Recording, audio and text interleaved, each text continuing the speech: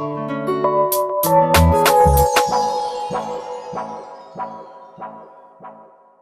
we have the vote on the Return Directive, and it's a very crucial vote indeed, because negotiations with Council have been ongoing for 3 years. Negotiations have been extremely complicated, tough and intensive.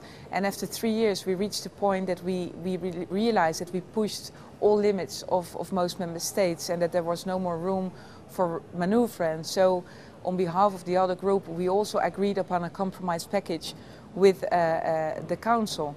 And this compromise package is not perfect, but it is a very important step forward in our attempt to come to a coherent migration policy on the European level. So what the intention of this directive is to put in place rules where none exist at present. I mean, this is the most important message. The intention of this compromise package is to make Council of Europe guidelines legally binding, to make sure that community control mechanisms will become available. Think about the EP monitoring, think about Commission reporting, the competence of the European Court of Justice, infringement procedures. Because EU legislation on the return of illegal migrants is lacking right now, we have no tools or instruments available on a European level to check upon the member states whether they do take into account the fundamental freedoms and human rights. So no, this compromise package is not perfect, but it's definitely a very first important step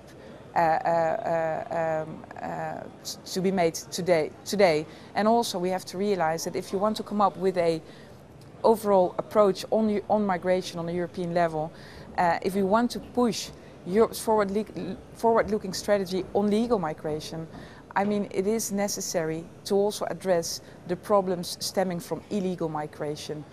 Difficult, sensitive, I'm aware, but it's of utmost importance to take up our responsibility here.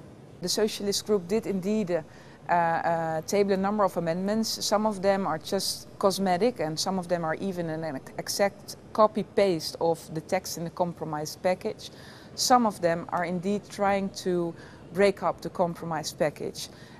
This is very risky because I just realized, I realized already a while ago that there is no more room for manoeuvre within the Council. So if we break up the compromise package, Council will start tabling a list of no-go proposals for Parliament.